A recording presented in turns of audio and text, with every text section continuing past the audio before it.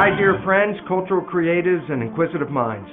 This is Bruce, and I'm going to try and provide you with what I call the November newsletter, although this is the last week in October, and things are so exciting that whatever I say today may be profoundly different by tomorrow because we are in the evolution, and it's happening right now all around us.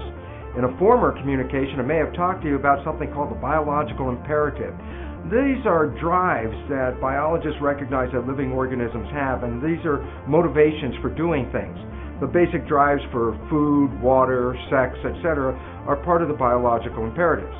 Very interestingly, the biological system has acquired an early warning mechanism that says if we are in threat of any kind or our biological imperative is in some way being thwarted, that the system will begin to respond and start to take action to protect itself.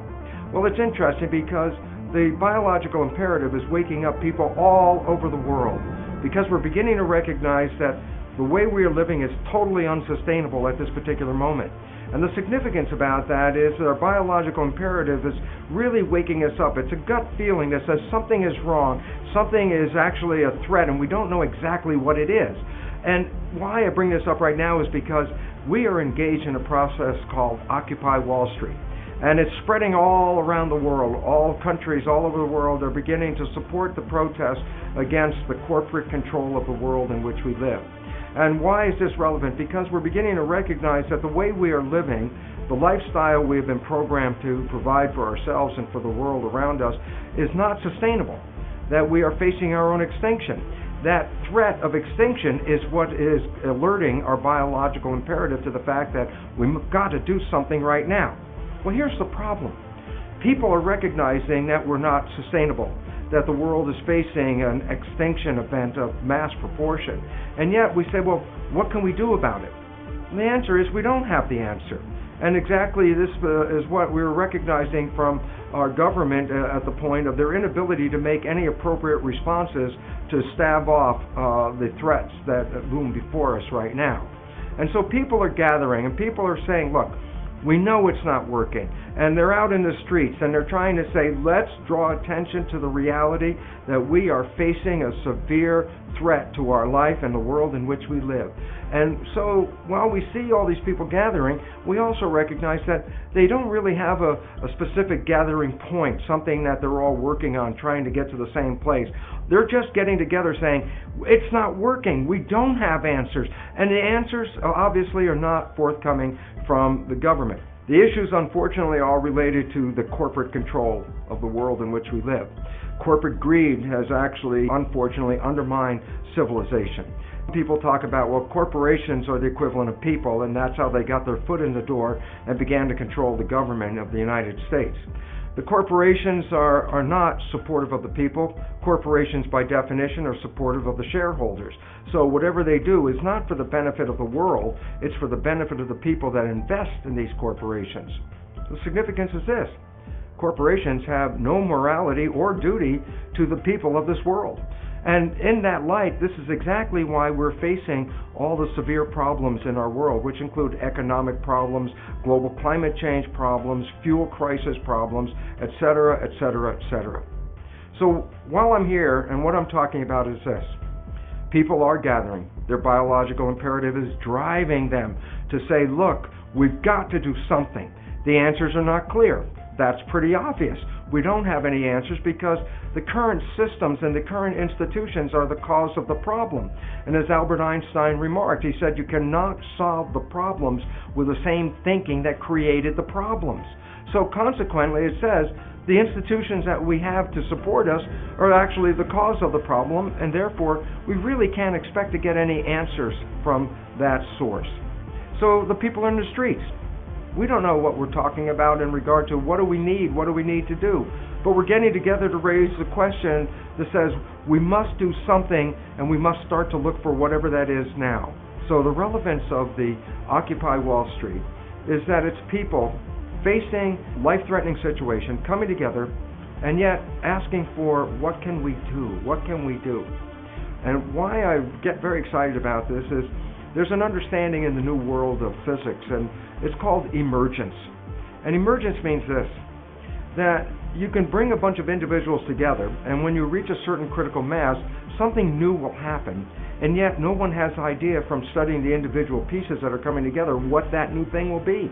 Emergence says that parts come together and create something that we haven't even imagined what that could be.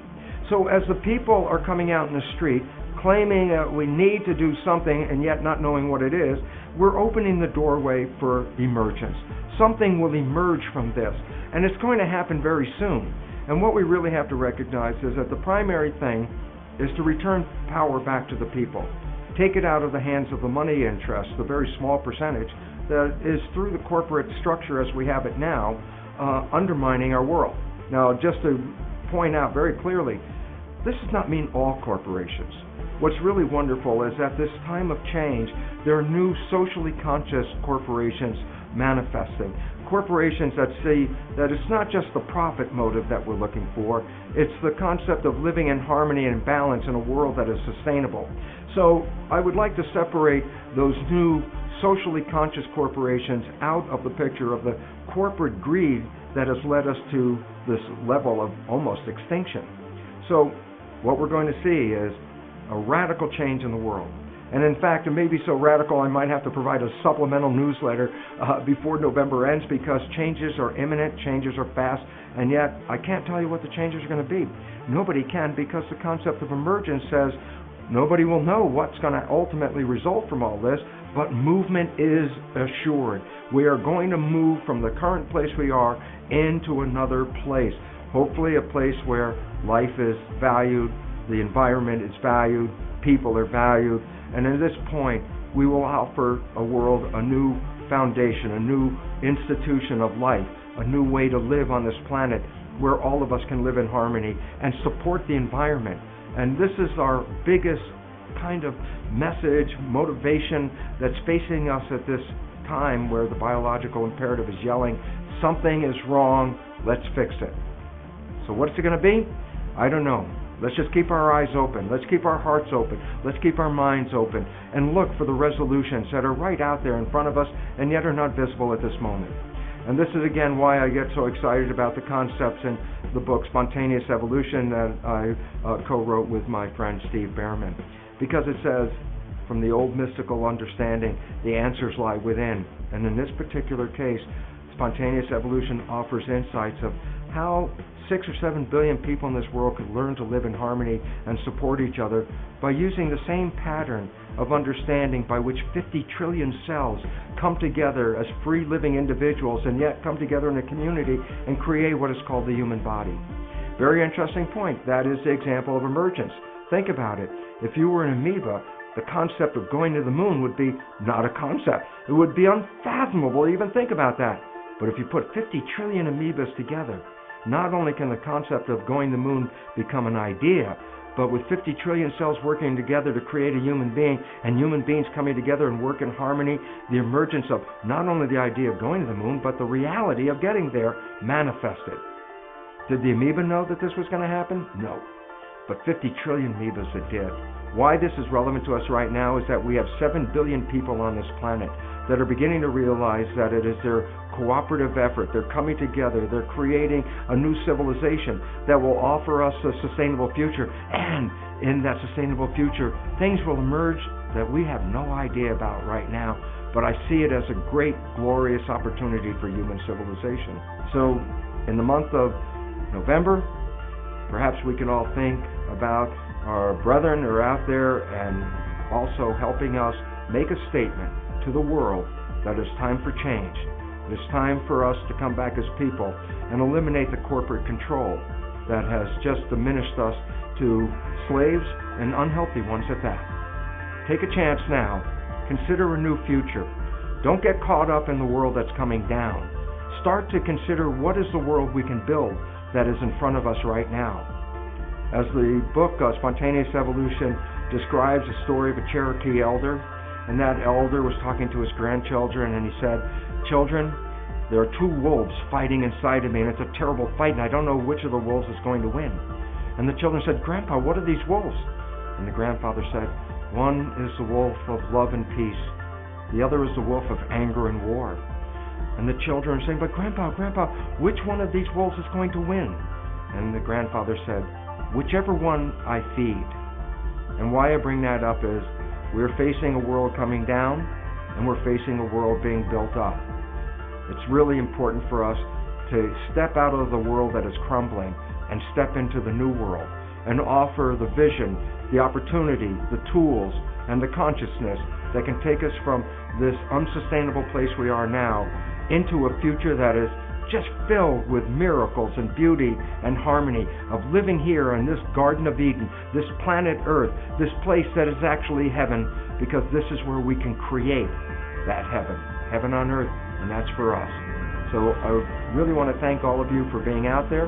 Your participation in this evolution is so important, and I would just like to encourage you to move forward. Don't look behind, because we're moving on to far better things than we can even imagine right now. So, until I talk to you next time, stay well, stay healthy, think wonderful thoughts, because it's our vision that's going to create the beauty that lies before us. Thank you for listening to this newsletter, and I hope you come back again.